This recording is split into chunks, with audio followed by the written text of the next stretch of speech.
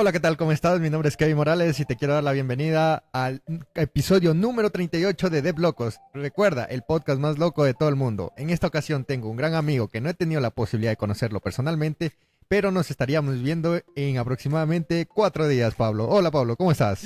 Hola Kevin, ¿qué tal? ¿Cómo estás? Qué gusto saludarte, qué gusto estar por acá. ¿Qué tal todo? Con bastante calor, bastante calor. Siempre creo que lo nombro en los podcasts al inicio. Donde yo vivo es una zona tropical, así que digamos que lo más frío que existe en invierno son 15, 18 grados que puede llegar, pero como el clima es húmedo, pues ya te puedes imaginar.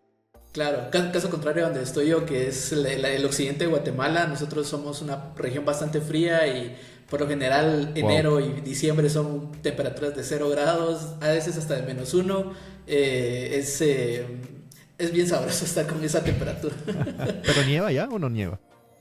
No llegamos a nieve, llegamos a algo que le decimos escarcha, que es como hielo, pero no es Ok, nieve como tal. ok, Sí, ok, entonces no nieva. pero sí, cuando alguien de Shela, es bien fácil identificar a alguien de Shela porque siempre va a tener un suéter, siempre va a tener una chamarra encima, siempre va a tener algo en cualquier lado. Chévere, chévere, Pablo.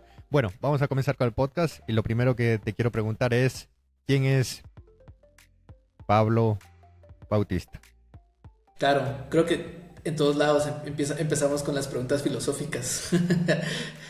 No, pero bueno, y me presento en general, me llamo Pablo Bautista, yo soy de Guatemala, soy de la región de Occidente de Guatemala, de una ciudad llamada Xela. Tenemos bastante historia, bastante cultura, por ahí pasamos un poco desapercibidos, pero la verdad es que somos una ciudad un poquito grande. Me dedico principalmente a la parte de mobile, estaba haciendo cuentas de cuando empecé a trabajar con Android, que fue más o menos en 2011, 2012, ya llevo casi Wow. 14 años. Ya me pegó el dolor, el frío en la rodilla, solo de mencionarlo. Pero ya llevo bastante tiempo con Android, la verdad es que siempre ha sido no solo mi trabajo, sino mi gusto personal en general. Me gusta mucho Android, no solo como una plataforma de desarrollo, sino como producto. Me gusta mucho Android, siempre he tenido teléfonos Android. Me dedico mucho al mobile, también veo partes de UI UX. No me considero un designer como tal, pero me gusta mucho ver la parte de UI UX. Eh, y en general creo que eso puedo decir que es el Pablo laboral, el Pablo que está en este mundo, pero también el Pablo fuera del mundo de tecnología. Pues me gusta mucho la música, me gusta tocar instrumentos, toco algunos cuantos instrumentos, también he trabajado con producción musical, tengo un poco de contexto ahí con mixing y esas cosas. Y voy a muchos conciertos, ese es un dato curioso de mí, voy a demasiados conciertos, a veces muchos dicen que voy a demasiados.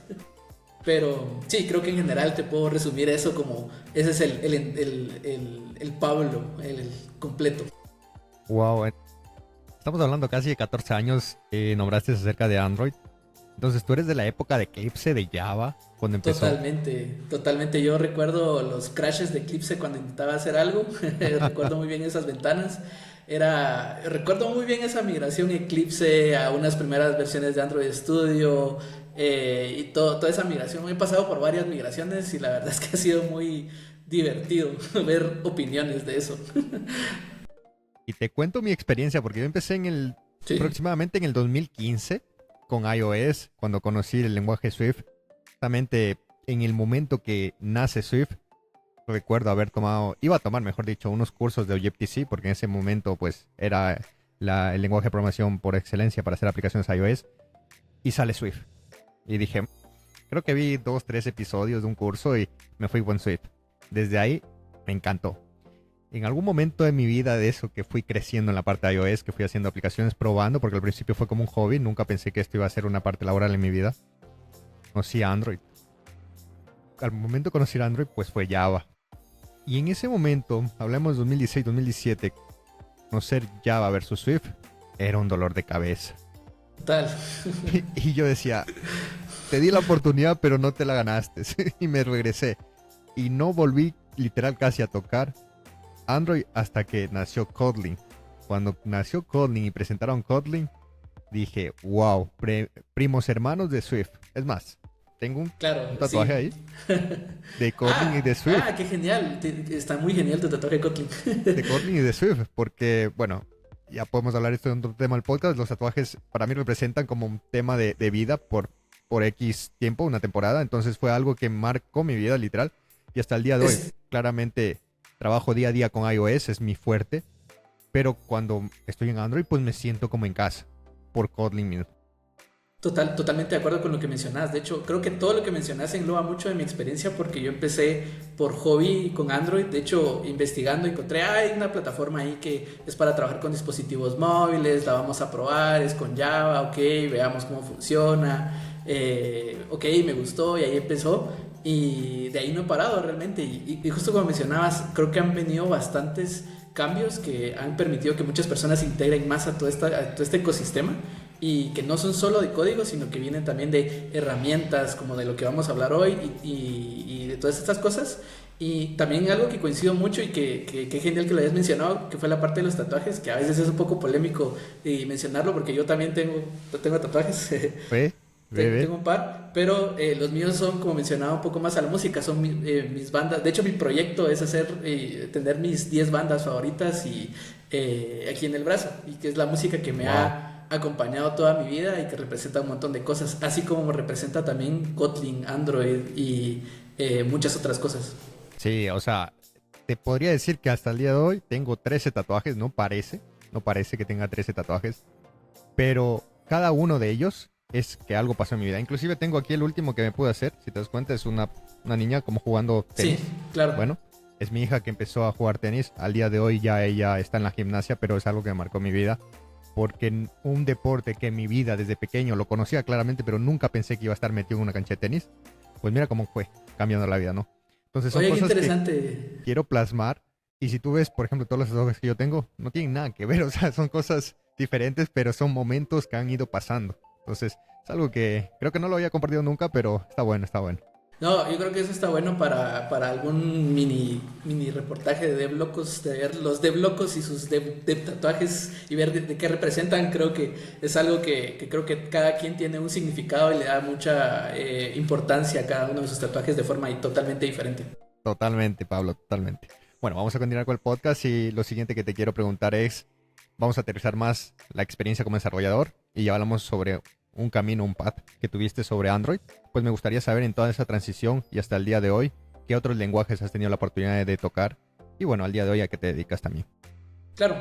eh, Creo que en general, casi como todos o los que han tenido una experiencia universitaria, ha tocado un sinfín de lenguajes que me haya vuelto tal vez no especialista o algo en uno, porque realmente dedicarle tiempo a Java, a Python, a lenguajes específicos, pues lleva mucho tiempo. En mi caso, pues yo empecé desde Android y fue el que más me especialicé, pero como también soy mobile, en 2018, 2019 aproximadamente, estaba trabajando en un proyecto que nos estaba yendo mal en un framework. No voy a mencionar nombres para no volver polémica. Para que no te funen. Pero, sí, para que no me pone. Pero nos estaba yendo muy mal. Y justo estaba el alfa un framework por ahí que se llama, que es medio conocido, que es Flutter. eh, que lo empezamos a probar prácticamente en producción. Lanzamos una app en producción cuando todavía estaba en alfa y me recuerdo que mi socio en ese momento me dijo, mira, tenés tanto tiempo para hacer una aplicación con el codebase que ya llevabas, y si lo haces en menos de una semana, te apruebo, que nos cambiemos de plataforma. Y ya con eso logré que pudiéramos mover todo nuestro ecosistema a Flutter. Entonces también he estado experimentando mucho con Flutter desde ese entonces. Hemos lanzado unas cuantas aplicaciones.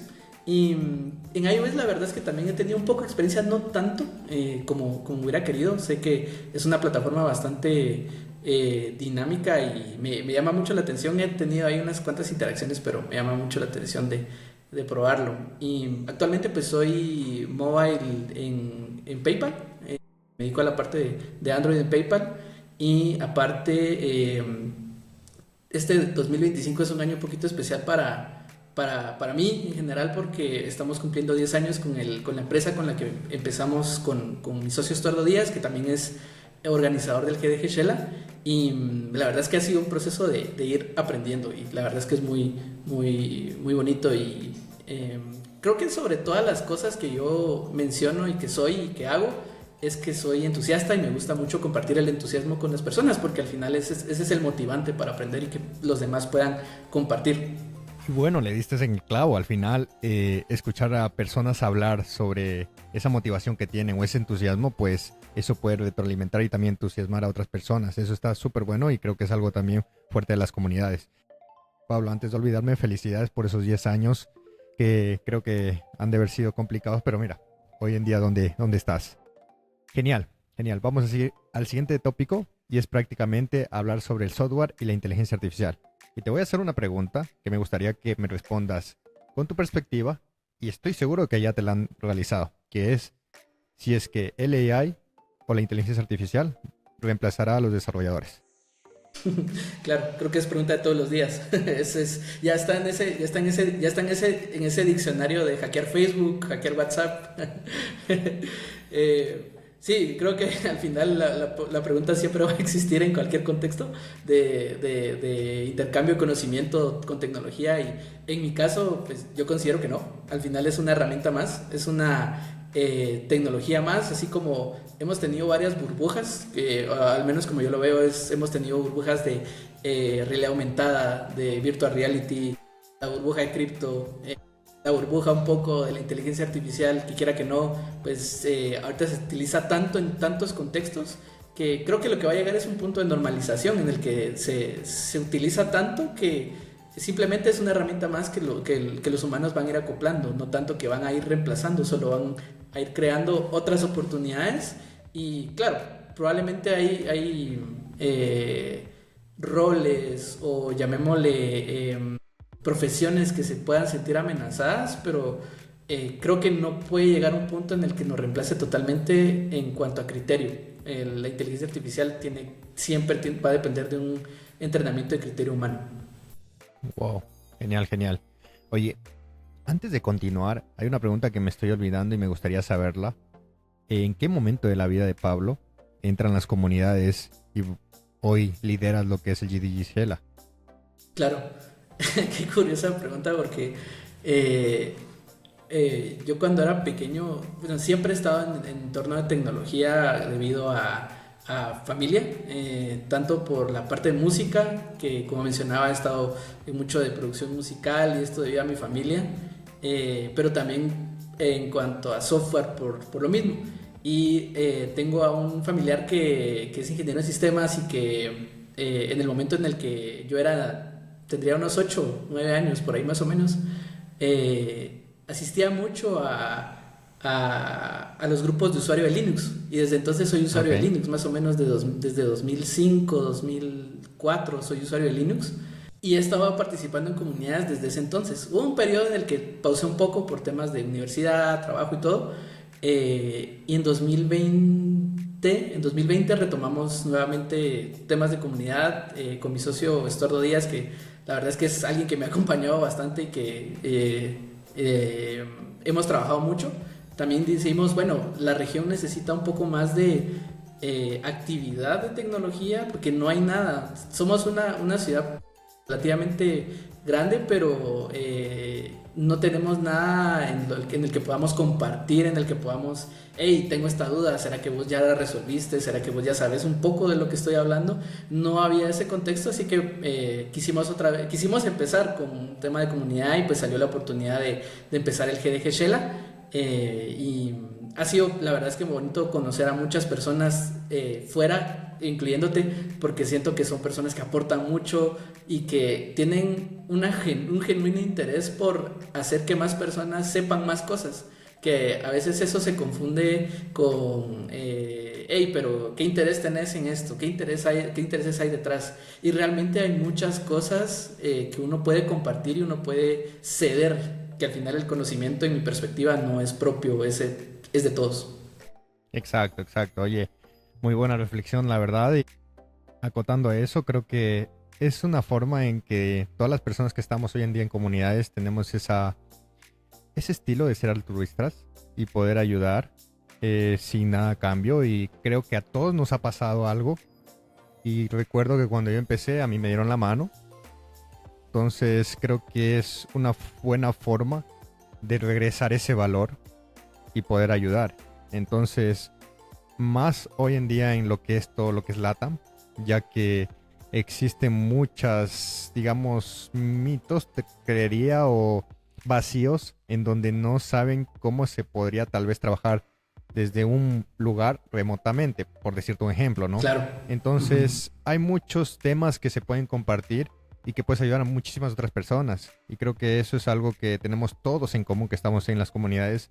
Y es esa capacidad de invertir nosotros, nuestro tiempo y en ocasiones, bueno, alguna parte de nuestro dinero como para ayudar a la gente. Porque en algún momento recuerdo que cuando empecé en iOS era un poco complicado y tendrás que saber que yo entré a la universidad sin saber qué era programación. Imagínate, sin saber Claro. qué era programación. Yo venía a la universidad solo con AutoCAD, brother. Entonces era como que llego allá, programación, después iOS y cualquier error, pues en otro idioma para mí. Y bueno, me dieron la mano durante un foro de Facebook y bueno, no tengo miedo de decirlo, su nombre es Álvaro Mendoza, es de Bolivia y sin conocerme, pues en ese entonces estaba Skype, que en paz descanse, pues Sí. estaba ahí para hacer videollamadas y hicimos una videollamada y me enseñó y nunca me dijo, oye, te voy a cobrar, nunca. Entonces creo que es algo que no lo creí en ese momento, que después iba a pertenecer a comunidades, pero dije, en algún momento yo tendría que regresar a esto. Solo lo pensé. Y mira, después de casi 7 años, 5 años y medio que empecé, pues la verdad que estoy feliz y me encanta, o sea, me encanta. Y una de esas misiones fue pues empezar este podcast, que al principio fue, quiero compartir algo de todas las personas que he tenido la oportunidad de conocer, pues que al final aprendemos. Yo estoy aprendiendo en este momento de ti, viene otra persona va a aprender Totalmente. de Yo ti. estoy aprendiendo y Aprendemos. de hecho quería preguntarte, pregunta curiosa, Súper. por qué sabías AutoCAD, digamos? ¿Cuál fue el motivo de tener ese contexto de AutoCAD? Fue chistoso porque en el colegio, ya en sexto curso, ya antes de graduarte, nos dieron programación y dijeron, y yo era la persona típica que, digamos que iba a la parte donde había más relajo y donde no se hacía nada, ¿ya? Claro, claro, Entonces, hasta atrás, bueno, hasta atrás, sí, pero no del exacto, lado, pero no del lado. exacto. Entonces dijeron, los que quieren AutoCAD ir a crear una taza en 3D, literal una taza para ver, para acá a la derecha. Y los que quieren programar en Visual Basic a la izquierda. Y yo, programar, no, me puede estar jalando el año, no quiero saber. Yo no tengo tiempo ahorita para estudiar. Yo no, era mi último día, bueno, mi último año en el colegio, me voy a hacer la taza. Llegué a la universidad, fundamentos de programación, C. Ahí caí, brother. Y no tengo miedo de decirlo, siempre lo he dicho en algunos podcasts y la primera materia que caí, que no pasé, fue fundamentos de programación. Y mira cómo es la vida, que hoy en día me dedico a eso, o sea. No, Y tengo el no, recuerdo aquí de C, tengo el recuerdo de C. no, total, por ejemplo, en la universidad, toda la parte de un curso que aquí le llamamos matemática discreta, que se ve mucho de la parte lógica y todo ese rollo de unos ceros y la base, digamos, Sí. los fundamentos, lo que más importa para saber, pues yo perdí el curso 2 veces. Entonces, igual como decías, a mí no me da pena decirlo porque creo que es parte de la historia y de lo que uno puede aportar para otras personas y decir, hey, esto es importante, o esto no es tan importante, o deberías prestarle atención a esto, deberías ser más atento a esto, porque al final el conocimiento a veces no solo es técnico, y creo que en comunidades lo vemos que a veces hay dudas no que vienen, hey, ¿cómo puedo pasarle un composable a otro composable o lo que sea que estemos hablando en el rato? También hay cosas como, hey, ¿cómo puedo arreglar mi LinkedIn? ¿Cómo puedo...? Son cosas tal vez básicas y que no tienen que ver, pero uno puede aportar y apoyar. Sí, yo creo que para ese tema siempre va a haber alguien que sabe más que tú, así que poder compartir así sea lo mínimo, sirve.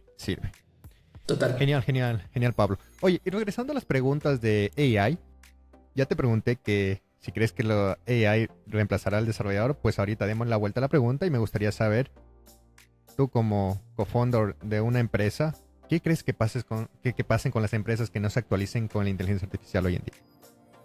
Muy buena pregunta que creo que mm, no es que vayan a desaparecer, yo solo simplemente van a tener mucho más problema de avanzar, porque hay una tendencia a utilizar no solo los servicios, sino a crear servicios basados en inteligencia artificial, y cada vez hay nuevas propuestas. Bueno, necesitábamos hacer tal cosa, pero que tenga inteligencia artificial. Entonces, el no incluir el proceso de inteligencia artificial dentro de lo que uno hace, creo que también lo va a ir limitando o lo va a ir sacando poco a poco de oportunidades.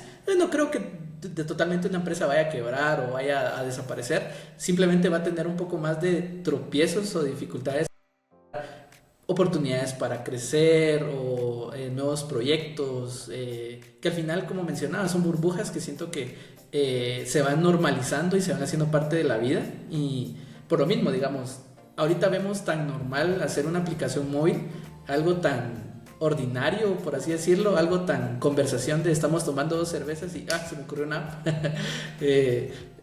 Pero en 2012, 2013 era algo que es una aplicación. O sea, ¿por qué necesito yo una aplicación si tengo un servicio web que ya me hace todo eso? Entonces las cosas van evolucionando, y lo mismo deberían hacer las empresas con procesos como la inteligencia artificial. Wow, chévere esa respuesta. Y bueno, justamente por esa respuesta y consiguiente de un subtema de lo que estamos hablando, pues sabemos que hoy en día existe el famoso término bytecoding. Entonces me gustaría saber qué opinas acerca de esto y que me hables sobre lo bueno y lo malo que tú crees que tiene este término y claramente en el desarrollo. Creo que como todo igual, te diría que hay...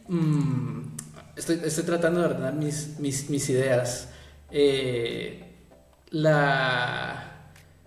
Hay partes buenas y partes malas en en todas las propuestas nuevas que hay. Y creo que en este punto, en esta cosa específica, tal vez no tendría una opinión muy marcada, tanto porque no tengo una experiencia tan amplia como para decirte, ay, sé mucho de esto. Entonces la respuesta directa que te puedo dar es no lo sé. Y creo que también a veces es válido decir no lo sé, porque no quiero desinformar. Sí, súper. Chévere, Pablo. Entonces, vamos a pasar al siguiente tema principal, que prácticamente es la evolución de Material Design y su lugar en el diseño actual. Entonces, lo primero que me gustaría es que definas qué es Material Design para la audiencia que nos está viendo y nos está escuchando en este momento. Claro. Me gusta mucho hablar y mencionaba que no soy designer ni nada, pero me gusta hablar mucho de diseño porque hay mucha comunicación en ello. Y el término más importante que podemos ver aquí es Design Systems. Los Design Systems son,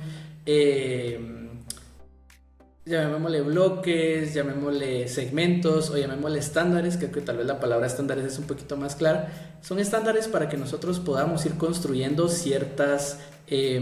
una marca alrededor de una marca. Y Material Design es justamente eso, es un Design System.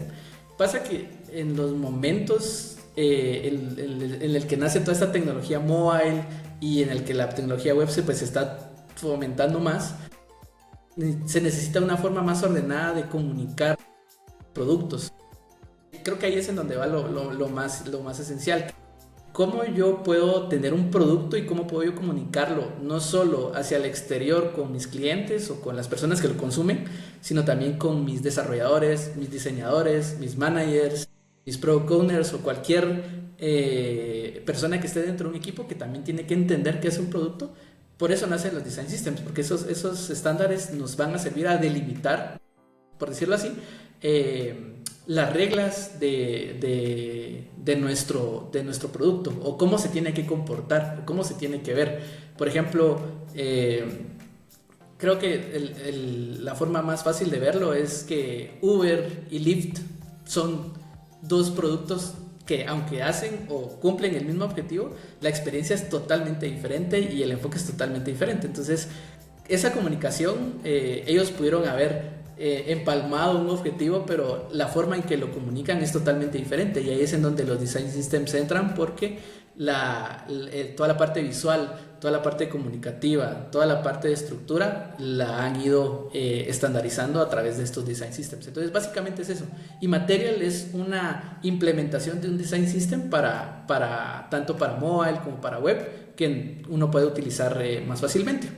Uno puede agarrar componentes ya creados o cosas ya creadas por Material que uno puede reutilizar para crear su propio design system. Y eso es lo bonito de ello, que crear un design system es caro, es de mucho tiempo y probablemente de muchos problemas, pleitos, enojos y cualquier otro tipo de discusión que hay ahí entre el director y un product owner, y va a decir, no, eso no me gusta.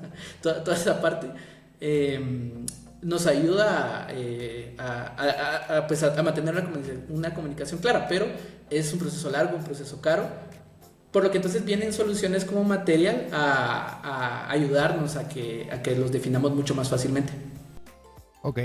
Y justo eso te iba a preguntar, ahorita que lo nombras, ¿cuál sería el rol de la persona para crear un design system? O sea, el desarrollador, el UX,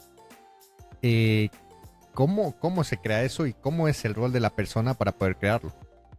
Claro, el entregable, por así decirlo, o lo que uno percibe, o el tangible, es un conjunto de cosas. Ese conjunto de cosas puede ser un Figma que tenga diseños, que tenga colores, que tenga tipografías, así como también puede ser llamémosle un Confluence, que tenga reglas directamente de qué hace un producto.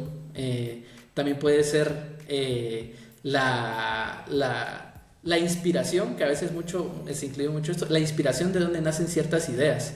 Es importante tener esto para poder captar de dónde viene todo, porque tiene que tener un origen y desde ese origen uno puede entender mejor las cosas. Creo que lo más interesante de tener un design system es que el aporte viene de varias partes. Viene no solamente de un designer, de un diseñador gráfico que va a trabajar en qué colores se ven mejor, en qué tipografías le quedan más, sino que también hay una perspectiva técnica en el que, bueno, podemos hacer esto, no podemos hacer esto, no tenemos el tiempo de hacer esto, no tenemos la capacidad técnica en este momento de hacerlo, por lo que entonces la construcción viene desde varios puntos y no únicamente lo aporta una persona. Bien, hay varios roles que van a ir aportando en ese design system, que se construye en una etapa, llamémosle al inicio, que a veces Inicial. Sí, una inicial, que a veces puede ser que un equipo tenga ya todo un producto construido y en ese punto quiera implementar su design system, pero está empezando otro ciclo. Entonces creo que hay una etapa de inicio en donde ese design system cobra más sentido y empiezan a entrar personajes importantes, que no solo es uno y no solo es un tipo de rol, sino que vienen varios a aportar a ese design system. Wow, chévere, Pablo, aprender esto contigo. Y bueno, vamos a hablar sobre Material y me gustaría que me respondas el por qué usarlo hoy en día en nuestras aplicaciones móviles de Android. Claro. Primero que nada, creo que porque es el estándar, por así decirlo, que nosotros tenemos de arranque. Cuando uno crea una aplicación de Android desde cero, vamos a tener una plantilla Material. Eso es casi que así. No siempre, pero por lo general es así. Lo mismo con Flutter. De hecho, con Flutter también se tiene una plantilla Material y uno la puede ir personalizando.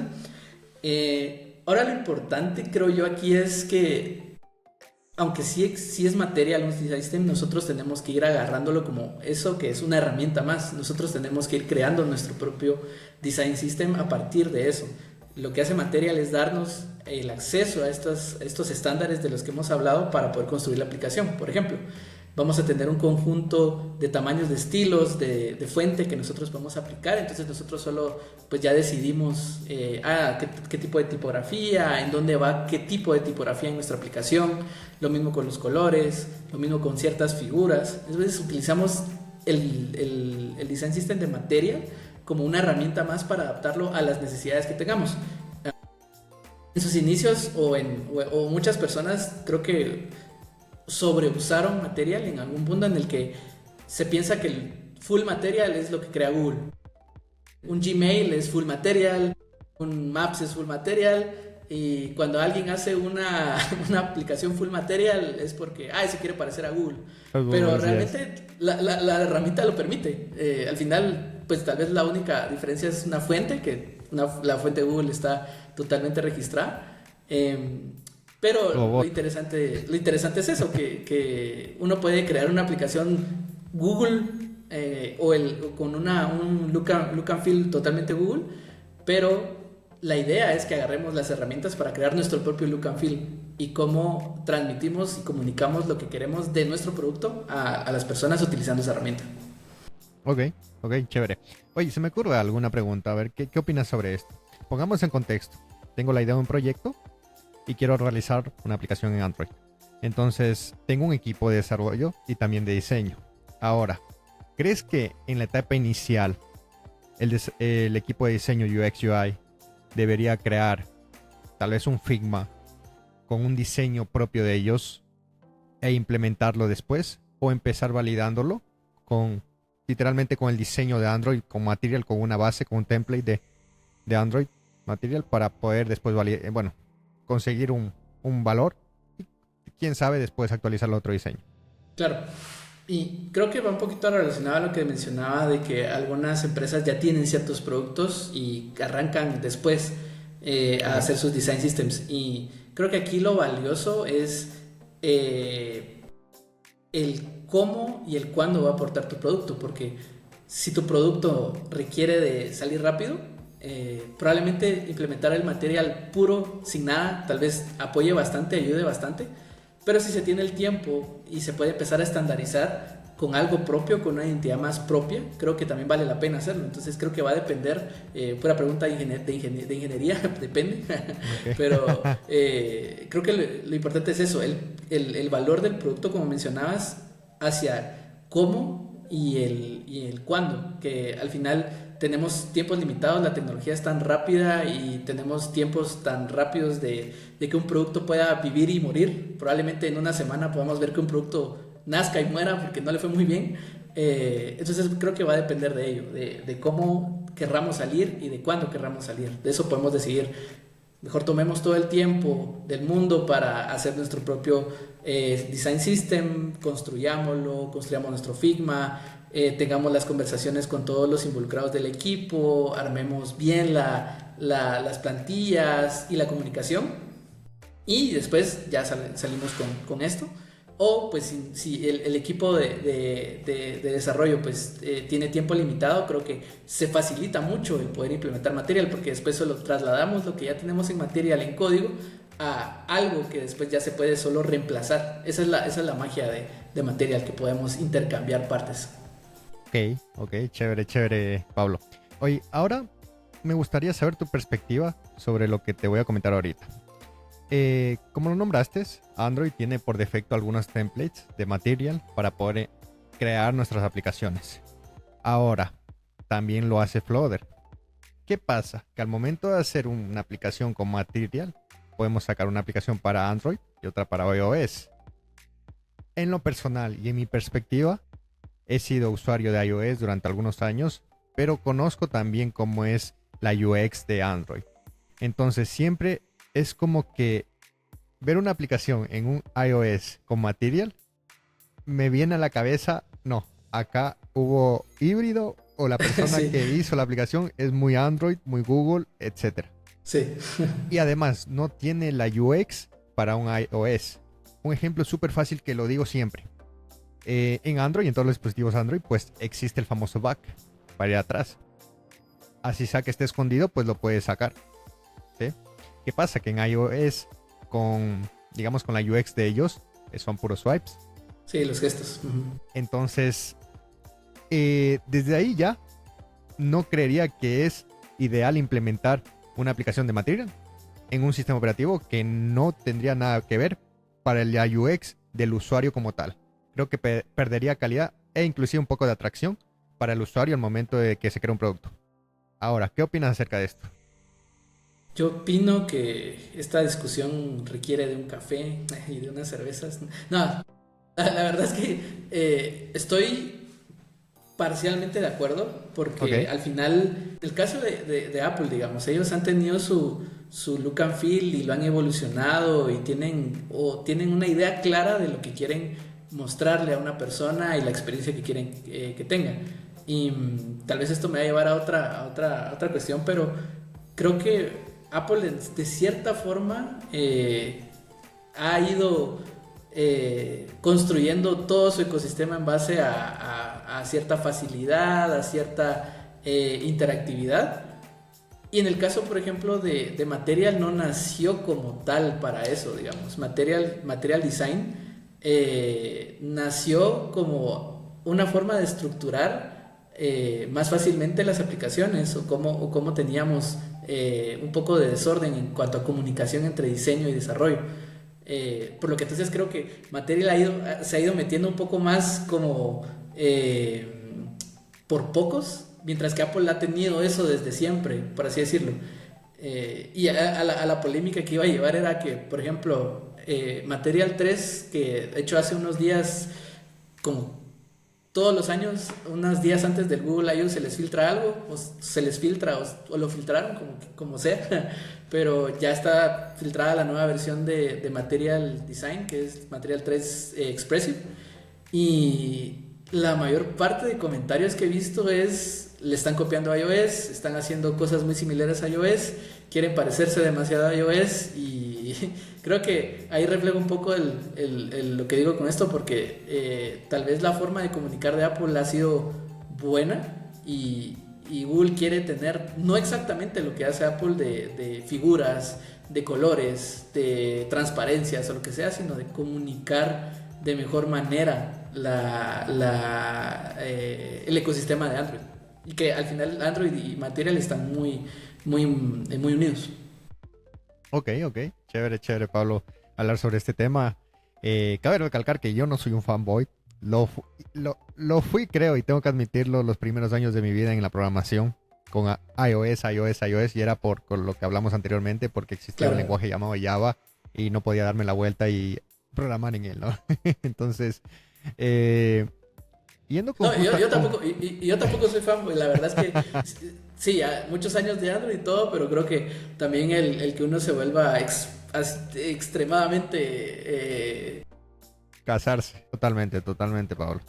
Oye, y justamente ya para terminar este tema, ¿qué creerías o qué sobresale de Material versus otros diseños o design system en el mercado?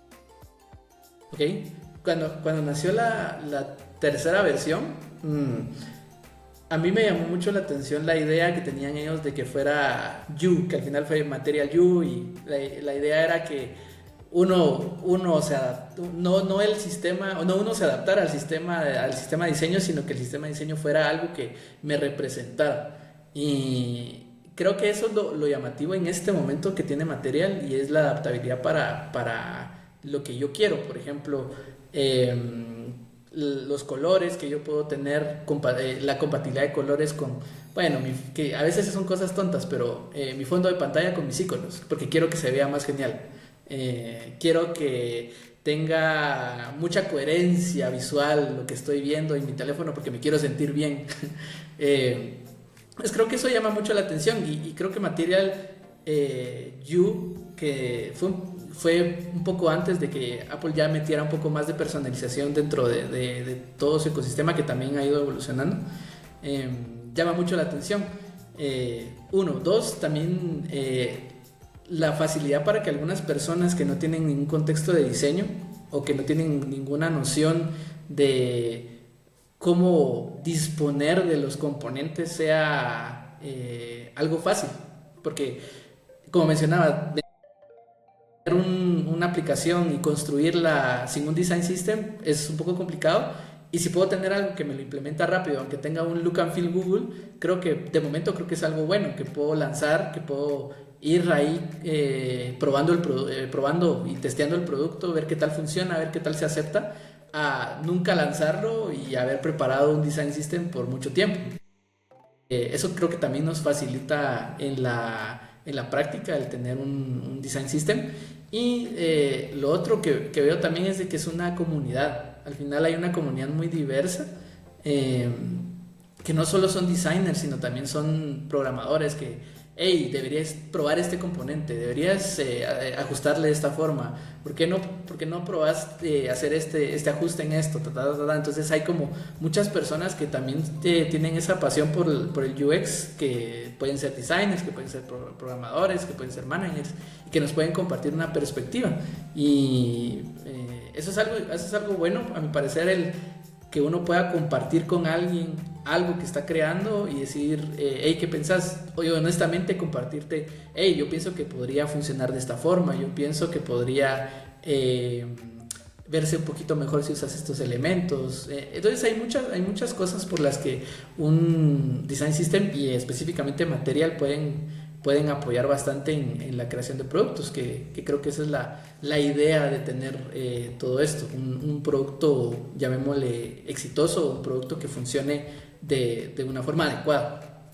Genial, genial, muy de acuerdo Pablo con todo lo que dices. Oye, vamos a pasar al siguiente tópico del podcast, y justamente es la pregunta. Creo que va a traer algo de nostalgia en tu parte, creería, por el tema que justamente hoy cumple 10 años, bueno, en este año. Y es, ¿qué le dirías al Pablo Bautista de hace 10 años atrás? Interesante. 2015. 2015. Creo que le diría que va a tener bastante que hacer, en el sentido de mucho que experimentar, que se entusiasme por todo lo que va a aprender, que mantenga entusiasmo, ánimo, y que hay momentos muy difíciles, pero que van a con las personas adecuadas rodeándolo, con diría los pensamientos adecuados también, que a veces eso es importante, también va a salir todo adelante. Entonces creo que le diría ánimo, entusiasmo, resiliencia Okay. y mucha pasión y seguir con la pasión por lo que estás haciendo. Genial, genial. Oye, ahorita que acabo de decir el año 2015, me trajo algo de recuerdo, y es algo que siempre lo pienso cada vez que hago esta pregunta a los invitados. Y en lo personal, en el 2015, como ya te comenté, pues yo estaba ya, como quien dice, conociéndonos entre Swift y yo, ¿no? Ahí. Claro, estaban saliendo. Una cita, sí. Estaban Una cita empezando a salir. Eh, Tampoco es que le dedicaba mucho tiempo al desarrollo, y recuerdo que en esa época pues tuve un semestre en la universidad literal que cogía esas típicas optativas, ¿no? Que estaban para rellenar, y literal era un semestre que no hacías nada, ir a la universidad, y creo que hasta una materia se llamaba pintura, entonces ya te puedes imaginar a qué iba a la universidad yo. Claro. Entonces ahí yo grababa videos con mis amigos, y era el típico que hacía esas bromas, esos pranks. Y hoy me pongo a pensar, ya 10 años de eso, y qué hubiera pasado del Kevin y de ese momento si hubiera seguido. O sea, porque en su momento, pues, con los amigos, con lo que haces broma, etcétera, pues, yo me acuerdo que llegamos a hacer un video que llegó casi a 1000 visitas aquí en la ciudad. Entonces, fue bacán esa experiencia. Ahorita que justamente dije el año, me acordé de eso, y bueno, que quise compartirlo ahorita, pero capaz que estuviera de youtuber y no programándolo. A veces lo pienso. Bueno, pero creo que toda esa experiencia igual te ha servido bastante para este tipo de contenido y para llevar todo. Yo honestamente, lo quiero comentar porque me impresionó bastante el orden que tenés para llevar todo esto. Yo ya me hubiera vuelto loco, tal vez ya me hubiera desordenado y hubiera sido un desastre, pero la verdad es que es una propuesta muy interesante de lo que haces, y la forma en que lo llevas. Yo creo que tiene sentido lo que mencionas, de que has ido experimentando con cosas que tal vez no son parte del rollo tecnológico y de nuestro estereotipo, porque el estereotipo existe, pero creo que te aportan mucho, y aporta mucho también al valor del contenido que estás creando. Sí, totalmente. Muchísimas gracias, Pablo. Sí. Inclusive recuerdo que en ese entonces hacía sus videos que hablaba frente a la cámara, y hablaba cualquier cosa. Uno de estos días ya que nos veamos personalmente, Sí, te los vamos debo a ver, mostrar. vamos Te los a debo ver esos mostrar. videos. Yo quiero ver esos videos. No sé qué tan públicos, pero para que los vamos a hacer una de aquí a, Un reflex. de unos años, de un montaje de tributo a Dev Locos con todos tus videos de Y recuerdo que hacía los guiones el martes, miércoles preparaba, y jueves grababa. Llevaba un orden, me acuerdo. Y el jueves en la noche que yo ya terminaba de grabar, me ponía a editarlo yo solo. Imagínate. Entonces, wow, digo, yo llevaba mi propio orden y saqué siquiera unos, ¿qué debe ser? Unos 10 videos en su momento. Pero así con ese orden, y cada jueves era video. O sea, yo digo siempre, ¿qué hubiera pasado si hubiera continuado en eso, no? Tal vez estarías ahorita en el top 5 de youtubers de toda Latinoamérica con tu placa de platino. The Branks. Genial, genial. Chévere, chévere, Pablo. Bueno, vamos a continuar. Y ahora vamos con las preguntas de DevLocos. Son 5 preguntas sorpresas. Tal vez antes de empezar con esas Dime, dime. preguntas, solo te quisiera hacer una pregunta de vuelta. Vamos, Que es vamos. si has tenido experiencia con Material Design y si has tenido, cómo te ha ido adaptándolo, trabajándolo, Pues usándolo. mira, cuando es un proyecto personal y es una salida de algo que una idea se me ocurre, en muchas ocasiones, por la experiencia que he tenido en iOS y en Android, pues me gusta hacerla para las dos, en la parte nativa. Y yo no me complico. Yo saco una plantilla de Android con Material y saco una plantilla de iOS con Cupertino. Listo. Y con eso para adelante. ¿Y por qué? Porque es algo justamente lo que te decía, que pienso mucho en la UX del usuario y yo como usuario de un celular, de otra aplicación, me baso bastante. Y me encantan las aplicaciones que están hechas para el ambiente iOS y para el ambiente Android. O sea, que tienen el conocimiento y tienen el poder de saber que se están dedicando a una persona. He visto otras aplicaciones que son lo mismo, pero eh, algunas lo consiguen, no te lo puedo negar, pero otras es como que hay un back acá y encima hay una flecha atrás que dice para atrás y encima Claro. puedo hacer swipe y funciona. O sea, me estás poniendo tres acciones que hacen lo mismo. Entonces, bueno, creo que lo veo como también desarrollador, pero Claro, sí, y es como normal, usuario, y es claro, normal porque uno ve esos detalles y ya es instintivo. exacto, pero como usuario, pues yo siempre voto por seguir las líneas. Y me gusta, Material me gusta, porque al final es algo que te da ya prehecho y vale la pena. O sea, yo me pongo a pensar, si esto existe, es porque X personas se sentaron alguna vez y están trabajando día a día y ya estudiaron que el botón, que el floating button ese tiene que estar ahí, que está acostumbrado la gente y que el menú así que se despliega de la izquierda a derecha también está acostumbrado a la gente. Entonces, no me voy a poner a inventar la rueda. Si ya algo ya existe como tal, confío en ello, confío en una empresa tan grande. Si Apple está en ese monopolio que consiguió a todos los usuarios de meterles en la cabeza que el swipe para abordar un ítem, para deslizar, todo swipe, swipe, gestos, gestos, pues es así. Y te lo digo como usuario de iOS también, que yo estoy acostumbrado inmersamente a ver una aplicación y lo que yo hago es buscar un gesto y a ver qué hago, a Claro. ver si encuentro alguna acción. Y eso sería mi experiencia y cuando intento conseguir algo, pues me gusta ver dos aplicaciones. En algún tiempo en la pandemia recuerdo hacer cualquier aplicación, así sea un to-do list. Pero lo que yo hacía, me conectaba a Firebase, hacía las dos aplicaciones con cada componente. Bueno, aquí existe el botón, pues lo hago con el componente botón de Material.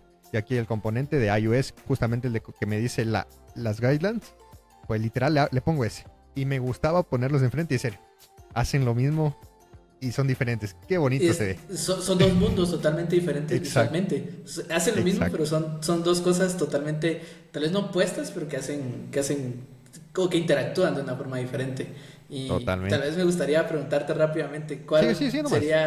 cuál sería tu aplicación favorita en términos de experiencia? No importa lo que haga, digamos, no Uber, importa que sea Uber. Uber es tu Uber, aplicación favorita. Uber. Me Por qué encanta dirías Uber. por qué dirías que es Uber? Por el número de clics que yo hago para tomar un taxi. Ahí está. Creo que alguna vez leí que hay ciertas metodologías o ciertas reglas en la UX para generar todo este prototipo de aplicaciones y creo que lo han conseguido de una forma que la gente con dos, tres clics ya está pidiendo su taxi. Eso es.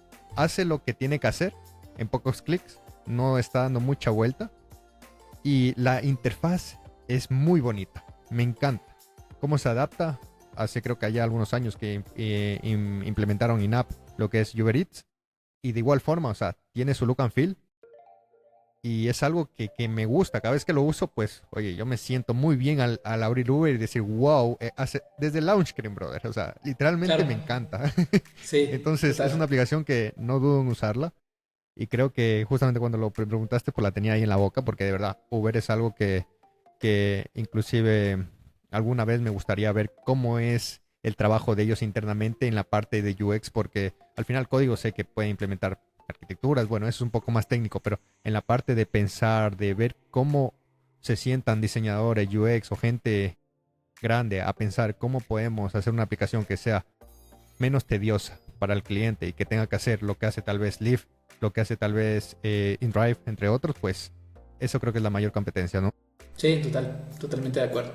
Sí, son al final la comunicación, que es el problema que mencionaste, eso es lo más, siempre más complicado de resolver, cómo entre varias personas de diferentes roles, diferentes experiencias, de diferentes contextos y backgrounds, cómo van a aportar, cómo van a transmitir todo a un solo lugar. Súper, súper, súper, Pablo. Genial, genial. Ahora sí, vamos a entrar a las 5 Vamos. preguntas sorpresas de DevLocos y la primera es, ¿recuerdas cuál fue tu primer pago como desarrollador de software y qué hiciste con él? Sí me recuerdo. Fue más o menos como en 2011, 2012. Todavía estaba en la universidad y eh, ¿qué hice con él? Probablemente y casi seguramente, recuerdo exactamente, pero seguramente fue ir a un concierto. Seguramente. ¿No? Ya, entonces, tiene Yo sentido me, lo que dijiste yo al me principio. conozco. Yo me conozco. Entonces seguramente o lo guardé para ir a algún concierto. Ok, ok, genial, genial. Vamos con la segunda. ¿Alguna vez has tenido un error tan grande que te hizo reconsiderar tu carrera como desarrollador? Uf, varios. Eso siguen apareciendo el día de hoy. Uno muy puntualmente, esta anécdota la cuento todo el tiempo en GDG o en el lugar al que voy. Más o menos como en 2015, 2016, por ahí estábamos desplegando un par de proyectos porque tengo un poco de contexto de DevOps también y veo esa parte de despliegue. Pues tuve llamémosle el descuido de que se me fueron un par de llaves en un repositorio público que estábamos desplegando en AWS y literalmente me di cuenta en el momento, entonces lo bajé rápido. Fue un minuto, fue mucho, pero un minuto en línea es una eternidad. ¿Y qué pasó? Que habían scrappers y estaban leyendo, nos jalaron las llaves y las Wow. llaves no estaban restringidas. Y bueno, no nos dimos cuenta que no nos dimos cuenta de lo que había pasado después de eso y a los pocos días vimos de que nuestra factura de AWS había subido como a 11,000, 12,000 dólares más o menos en unos cuantos días. Entonces, la pregunta que me hice en mi cabeza en ese momento fue: ¿de dónde voy a sacar 11,000 dólares para pagar eso? Pero es una anécdota divertida para justamente ser uno más precavido y que uno comete errores. Y nadie en tecnología puede decir que ha tenido una carrera perfecta, inmaculada, fuera de errores y que no ha cometido ninguna de estas faltas, tal vez de menos dólares, tal vez no de 11,000, pero sí, justamente ese se ha sido una de las cuestiones que he dicho: nah, esto estuvo crítico. Me hiciste acordarme de algo parecido que me pasó a mí, conjuntamente cuando 2019 creo que fue pre-pandemia, trabajaba en digamos que un inicio de startup de una aplicación que nuestra competencia fuerte era InDriver, esta aplicación con oferta y demanda para tomar un taxi. Y construimos un MVP, un prototipo, Sí. en el que ya lo hicimos funcionar. Teníamos cierto número de taxis, cierto número de usuarios. Genial, hasta ahí todo bien. Y un día llego a la oficina en la mañana y justamente lideraba pues la parte de iOS y Android conjuntamente con el desarrollador. Además éramos pocos, imagínate, después de una startup éramos poquitos, pocos desarrolladores. Llego y pues el jefe pues nos muestra un documento de que le han cobrado en Google Cloud $3,500 y yo, ¿qué? Y no sabíamos de dónde había salido eso y a mí ya me daba algo. O sea, literalmente dije, Sí, renuncio, o sea, ya, o me sea, puedo ¿qué hago? imaginar tu sentimiento. Sí, ¿qué hago? ¿Qué hago aquí? Ni cómo responderle, o sea, ¿qué le digo ahorita? Porque no sé ni de dónde salen esos 3,000, o sea, Ajá. nos pusimos a ver en el código y resulta que las apps, como era un servicio de taxi, pues ya puedes imaginar que Ya. eh, Sí. llamadas a la API. cuando se movía el taxi, cuando veía a la persona en vivo, pues cada día, ponle que cada 10 metros hacía una llamada y eso multiplícalo por tantos usuarios, XXX. Es un desastre que en ese momento fue, wow, tenemos que hacer algo. Y con el equipo de backend de una a borrar todo lo del frontend, porque estaba mal hecha o sea, eso no tiene que ir en el frontend. A Claro. borrar todo lo mal en el frontend, todo llevarlo al backend, generar un algoritmo, probar. O sea, lanzamos eso, deployamos en ese mismo día y ya, ¿En solucionado. cuánto tiempo resolvieron, digamos, el problema? Ponle que en un día, pero ese día te digo que nos quedamos toda la noche, o sea, amanecimos ahí, o sea, Claro. no hubo ir a la casa, ¿no? O sea, lo vimos en la mañana, 9 de la Pero mañana. pizzas. Tenía que haber eso. Entonces, pues, lo solucionamos. Al día siguiente la aplicación ya estuvo enviada a las tiendas para que se haga el update. Y forzamos el update. Pero fue como que, sorry, pues ya toca Sí, pagarlo. O sea, ya, sorry. Pero fue como que le dimos la vuelta, pero bueno, entendió. Al final es algo que pasa, como tú le dijiste, no todo es perfecto y así aprendemos, ¿no? La verdad. En algunos casos toca aprender con el dinero de otra persona, pero sí. así se aprende. Total. Yo- Y al final de eso uno va valorando las experiencias, porque probablemente la experiencia que has tenido se la has compartido a otras personas y probablemente han evitado ese problema, probablemente no han cometido ese error y uno va así convirtiéndose en una bolsa de errores en las que una persona puede agarrar y decir, no, esto no lo voy a hacer. Es que justamente lo que estás hablando pasó y conjuntamente con el co-organizer aquí de GDG Sachilas del capítulo de Google que tenemos acá, estamos haciendo una aplicación de transporte y él está encargado de la aplicación de Android. Y lo primero que le dije, brother, me pasó esto alguna vez. Cuidado con Google Maps, cuidado. Que parece un arma de doble filo. Y Sí. ya lo estamos controlando. Total, al final ese es el punto de poder compartirlo. Genial, genial, Pablo. Vamos con la siguiente, que es la tercera pregunta, y es, si solo pudieras trabajar con un framework o lenguaje por el resto de tu vida, ¿cuál sería y por qué? Sigo quedándome con mi querido Android. Ha sido de toda la vida y hasta el momento. Pues ojalá que siga siendo así mientras Google lo mantenga bien. Pero sí, me quedaría con Android porque me encanta trabajar con Android. No lo veo como solo como un trabajo, sino también algo que disfruto de aprender y de siempre algo nuevo que uno no sabe y que uno puede ir incluyendo al stack de conocimiento que uno tiene. Y sí, totalmente Android es no solo mi favorito para trabajar, sino que es prácticamente mi vida. Genial, genial. Bueno, haciendo un stop it, justamente ahorita que hablaste de Android, para las personas que no lo saben, estamos grabando esto un 14 de mayo. Tu episodio lo más probable que salga el 20 de mayo, es decir, justo el día que se está celebrando el Google I/O en San Francisco y vamos a tener la oportunidad con Pablo de estar en Mountain View. Y me gustaría saber qué esperas de ese evento en lo que es Android. Yo pensé que en comida ya estaba preparando las recomendaciones, pero bueno, si es Android. Pues la verdad, honestamente, no sé, porque... No sé, está buena. sí, Puedes salir con cualquier cosa. sí, pues, pasa que hay algunas cosas que han pasado recientemente que me parecen muy curiosas. Primero, el tema de que llevan muchos años enfocando toda inteligencia artificial y dejando de lado y dejando muy atrás a Android y cualquier otra cosa. Entonces, no sé qué tanta importancia le vayan a dar este año. El tema de que ya se les filtró la nueva versión de Material Design también le resta un poco.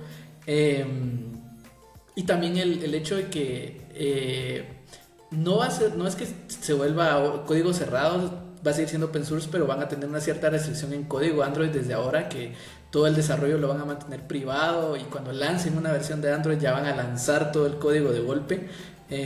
Me parece un poco curioso, ¿no? Yo lo que espero del I/O en Android específicamente, ya fuera del no sé, es que seguramente van a hablar de temas de accesibilidad y seguridad. Eso es un tema siempre recurrente, les gusta mucho hablar de la parte de tracking, que lo han ido mejorando. De hecho, por ahí salió una noticia de que toda la red de esta de Find My Device que tiene Google, que ha ido implementando y mejorando, va a ir mejorando todavía más y van a incluir más soporte. Probablemente amplíen un poco más de esta información, probablemente los tags de Android ya sean un poco más estables y funcionales.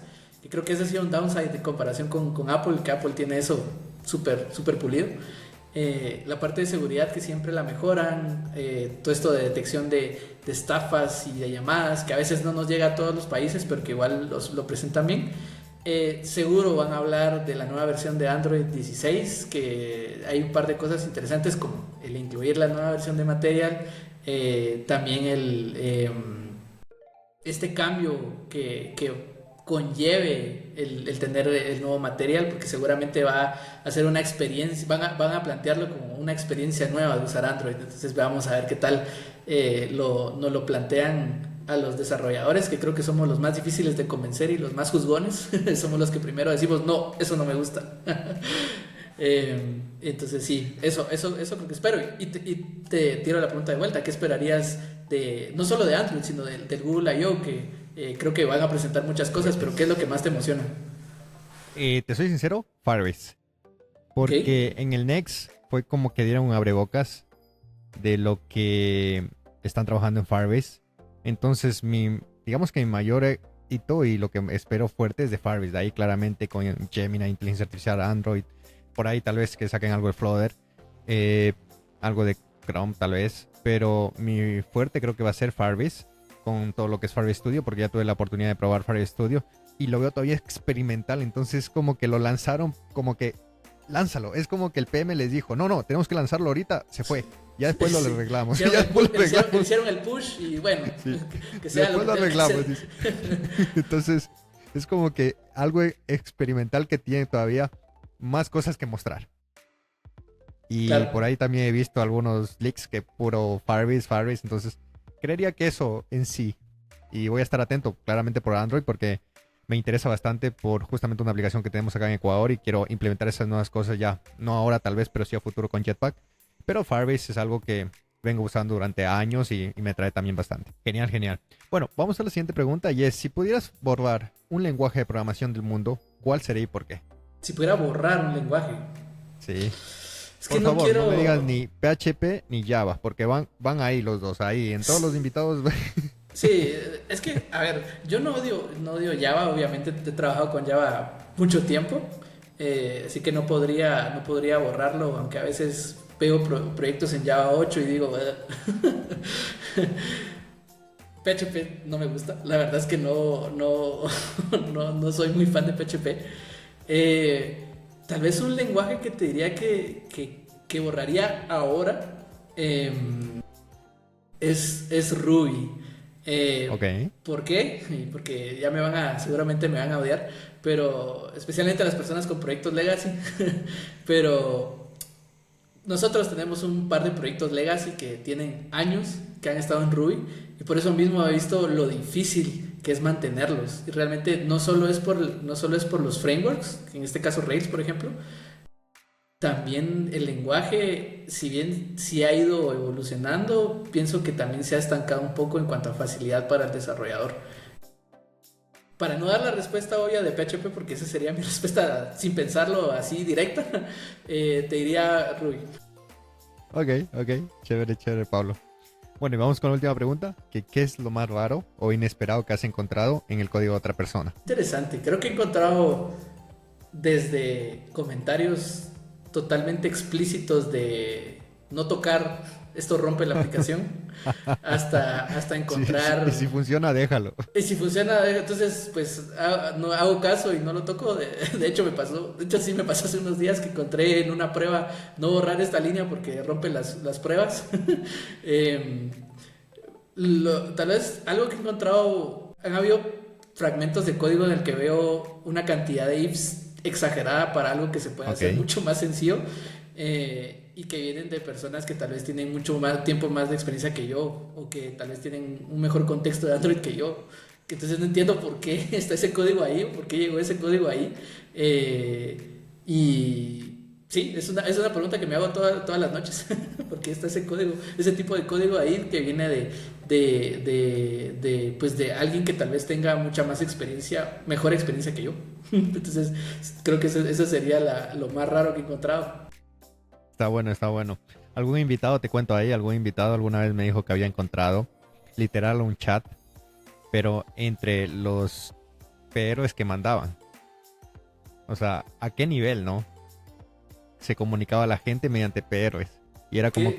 que el tech lead o el que revisaba los PRs, pues estaba leyendo una novela literal. Qué divertido, ya me imagino esa conversación así como de, hey, ¿qué tal? ¿Cómo va tu día? ¿Todo bien? Sí, muy bien, gracias. La verdad es que tuve un atraso hoy en el tráfico y todos leyendo la conversación en los del PR, ¿no? Eso está muy bueno. Genial, genial, genial, Pablo. Bueno, vamos con el último tópico del podcast y prácticamente es que des un consejo para la gente que nos está viendo y nos está escuchando en este momento y quiere empezar a programar. Claro. Primero que nada, la parte de código y de desarrollo puede ser un poco abrumadora. Creo que eso es, en muchas carreras uno no tiene el contexto y uno puede perderse. Entonces creo que el tener un círculo o una comunidad de apoyo ayuda bastante en el que uno pueda y tenga la libertad de preguntar. Creo que esa sería la principal, que llevaría a lo segundo, y es no tener vergüenza de preguntar y el decir no sé, porque no quiero, he dicho esto todo el podcast, pero no quiero hacer polémica, pero siento que en nuestro medio de tecnología a veces pega mucho el ego y hay hay muchas personas que tienen pues este mal y que no comparten. Y creo que el cerrarle la puerta a una persona cuando alguien tiene una pregunta es algo que no corresponde de cualquier persona que tenga conocimiento. No tener pena en preguntar y buscar lugares en los que uno pueda preguntar. Y por último diría practicar. No todos aprendemos de la misma forma. Probablemente alguien aprenda solo con leer la documentación, probablemente alguien aprenda con probar código copiando y pegando, modificando, o con escribir a mano cada línea. Hay muchas formas de aprender, entonces creo que la práctica va a ayudar a que uno descubra de qué forma puede aprender uno más fácilmente. Y en mi caso personal, la forma de aprender que yo tengo es muy combinada. Veo mucha documentación, copio código y trato de adaptarlo para entenderlo y me funciona. Entonces, así como a mí me funciona de esta forma, probablemente a alguien no, y es válido porque todos tenemos distintos procesos y distintas formas de ver las cosas, justo como mencionaba con el tema de material, que es adaptabilidad y cómo tiene que el sistema de diseño adaptarse a uno y no uno adaptarse a algo, porque la idea es de que sea totalmente personalizado. Entonces la forma de aprender debería ser igual, que uno pueda hacerlo a su ritmo y a su forma. Genial, genial. Bueno, Pablo, muchísimas gracias de verdad por haber estado en el episodio 38. Lo último que quiero pedirte son tus redes sociales, donde te podemos contactar. Claro, por supuesto. Por lo general, mi correo igual va a estar enlazado, pero es donde me contactan un poquito más rápido. Estoy en Twitter y en GitHub como @pblinux, así como está aquí Se nota que te gusta Linux. Sí, ese ha sido mi nickname desde, como mencionaba, 2005, 2004 por ahí. Se quedó el PB Linux para siempre, y la verdad es que es un nickname de niño y se quedó, pero ya todos me conocen así. Me conocen entonces como PB Linux, que por lo general en Twitter, por ahí yo sé que no se usa tanto, pero por ahí estoy atento siempre, en GitHub y en mi correo, que ahí es en donde pueden contactarme, y en lo que pueda apoyar, estoy en la disposición de ayudar a alguien.